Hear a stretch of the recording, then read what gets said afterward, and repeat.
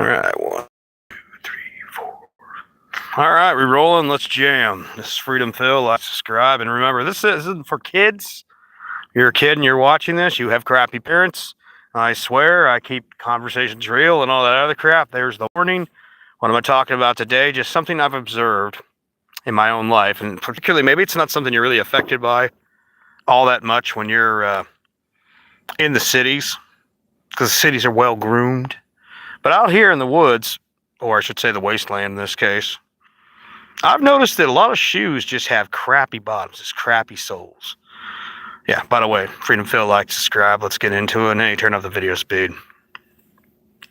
I'm sitting here, working on moving the gravel apocalypse out there that the grader left. It's coming together slowly but surely.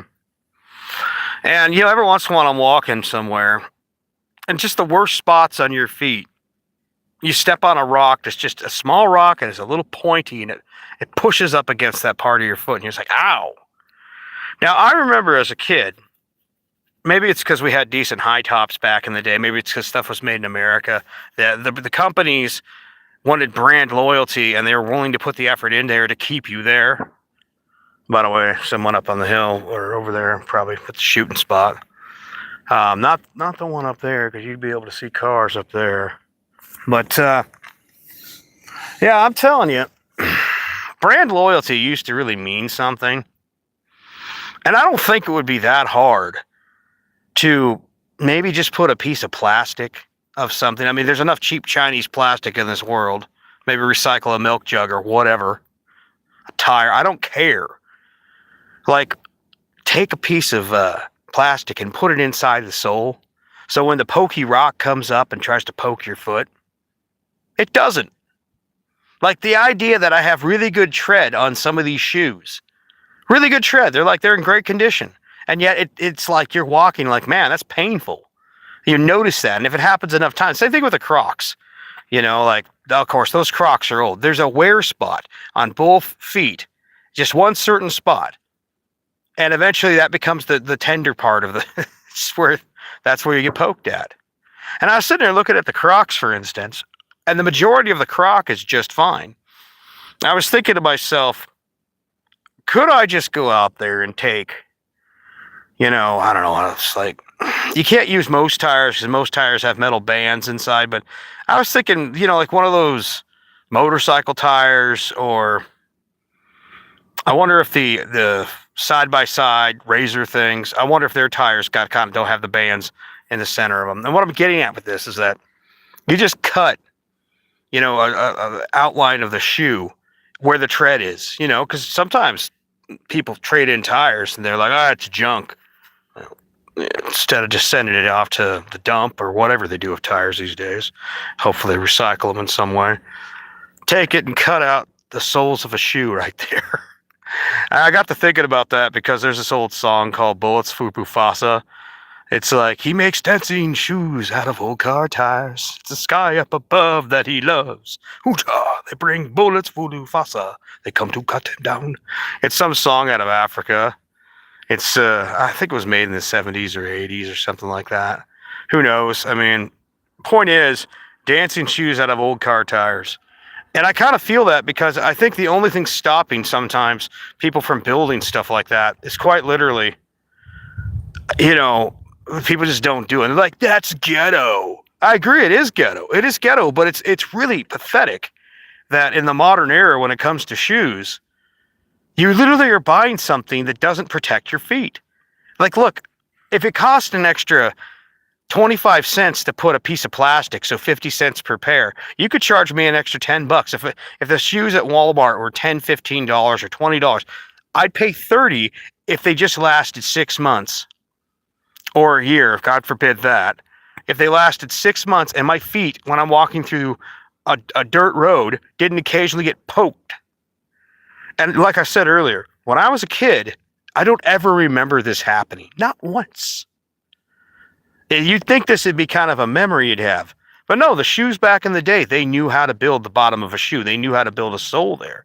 And the only things that seem to work really well are boots. Just flat out boots. Like, you got to lace them up boots. But I didn't start wearing boots as a kid. I don't know if I really wore boots until I was like late teenage. And even then, I got to wonder, was I wearing boots back then? And I'll tell you another problem I found with a lot of boots. You know, it's kind of a side story from back in the day. I had this pair of Brahmas because, you know, what you can afford. And there was a local shoe peddler, what they call it, peddler or whatever it is. Cobbler, you know, whatever. I don't know. It's the old way of doing things. And he built custom shoes. Now, I don't know if he built it all. Maybe he did, maybe he didn't. I don't know. He was the type of guy that charged, this is back in the early 2000s. It'd be like 300 something for a pair of boots. And mind you, boots like that, it is true. If you buy a pair of boots like that, they could be resold, redone over and over again over the course of your life. Now, I would beg to differ maybe a little on this. I'm like, well, how much? Most of the people I know that have a pair of boots like that, they don't wear them any more than they have to. I don't know that sounds. What do you mean? Like, okay, you want to sell me on this $300 pair of boots? Okay, am I going to be able to use these consistently year after year on a construction site? Yes? No? Or is it going to be one of those things where because I've used them on a construction site, they're going to get worn out? And if you're just talking about a really good, reusable, resolable pair of boots, you know, handmade, that you wear when you go out hiking, hunting, fishing, well, how many times a year are you really doing that? And I could argue my old Brahmas, you know, I bought those. God, I don't even know how many years ago. That's back when I worked at the company I worked for 6 years, and then they got bought out by the company that I worked for a year. So we're talking, I probably had those boots for 5, 6 years. Now, how much did I wear them? And this comes into the concept of tires, you know. You know, if you never drive, as long as you keep your tires out of the sun, they'll last forever. You know, there is some such a thing as dry rot, but you just, you know, you drive around here and there. And that's the same thing with the boots. It's like to sit there and say $300 something for a pair of boots, that's just a little insane to me. But, you know, now Brahmas used to be about, you know, 40, 50 bucks. Who knows what they're costing now. So you get the Brahmas. And basically, the glue delaminated. And I go to this shoe guy, and this is actually a lesson on life for a lot of you in business. I showed up and I'm like, well, I just need some quick repair, some shoe glue. Can I, you know, can I buy a tube of it from you? Oh, this is special glue. It's hazmat. You have to have a license for it. And I'm thinking, God, you're so full of shit. And there's an old boomer, an old hippie boomer. And I'm like, well, can I pay you to put some on? So I can, well, I don't fix those type of shoes. Those are my competition. And I'm like, you get a lot of business doing that? And he kind of looked like a, you know, puffed up bird, you know. I'm like, yeah. I'm like, dude, yeah, have fun with that. Guess what? He went out of business. He'd been there for years, but I guess he got old. And let's be honest, old Boomer McGee there, I don't know, maybe he finally got Social Security and he decided it just wasn't worth working on shoes anymore. I don't know. I went and got some Marine 5200, I think that's what it's called. You know, the stuff you use on inflatable boats. I got that, and I put it on the shoe, and the shoe was fucking fixed. Okay? The moral lesson here is you might be, if you're not willing to do something based on some stupid pride thing, you're going to be losing business.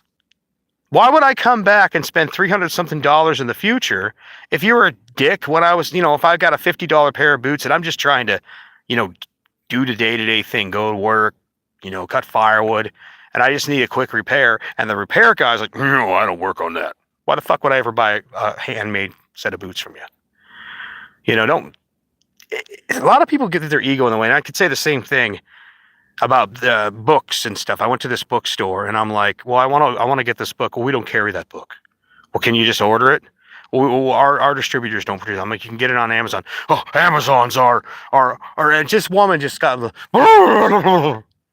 well, lady, and this should be its own separate deal there, but well, lady, guess what? Amazon will say, I'm like, I'll pay you 10% on top of that so you make some money. We would never.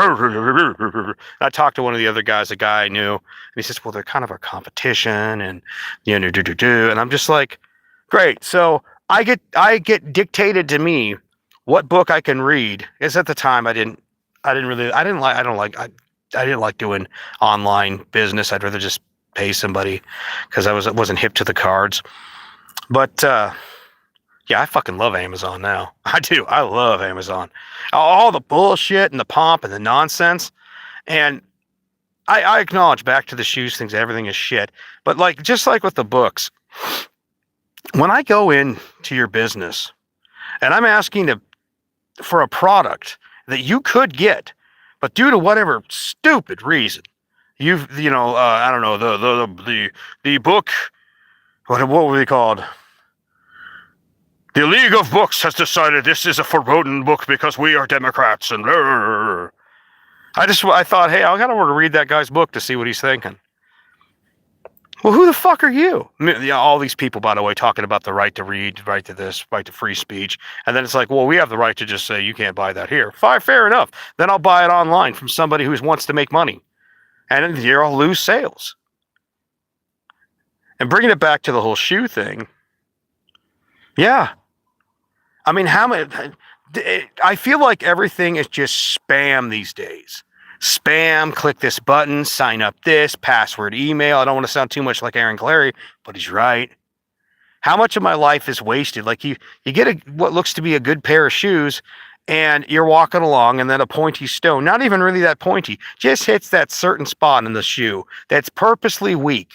Because all it would have taken was maybe 25 cents or 5 cents worth of a plastic sheet built inside the sole to where you'd never feel that. You just go right over it. Why? How much money are you really saving? And so you have to sift through mountains of shit, of shitty products. Just like when I ask a question, this very question, by the way, to the AI, Google. And what does it do? It gives me some random trying to sell me barefoot, blah, blah, blah, shoes. Is barefoot good for you? And then read it, barefoot, Not even close to the fucking question I asked. I asked, are the soles of shoes made worse than they were 20 years ago? Something simple like that. I don't know exactly how I worded it. Has nothing to do with barefoot. I would love it, honestly, when it comes to products and internet. If we could get an internet that wasn't absolutely just, like, maybe you're going to have to pay for this level of internet where it actually just answers questions and it isn't constantly trying to sell you something unless you ask it to sell you something. And that's it right there. You just can't get straight answers from the internet, and you can't get good products. And it's like, I don't want to walk around in boots all the time. I just want a pair of good tennies that I don't have my fucking foot get poked.